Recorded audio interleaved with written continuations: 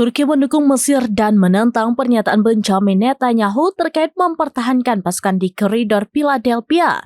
Mengutip Get News pada 5 September 2024, kabar itu diumumkan oleh Kementerian Luar Negeri Turki pada Rabu 4 September 2024.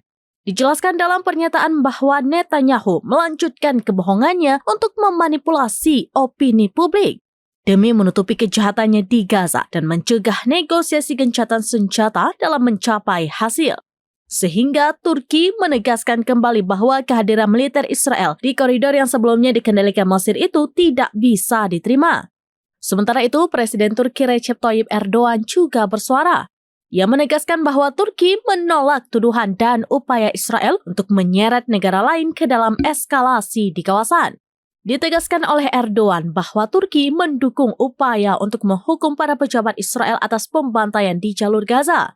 Sementara itu, sekutu Israel Amerika Serikat mengumumkan mereka tidak akan berdebat dengan Netanyahu tentang apa yang akan dikatakan tentang koridor Philadelphia.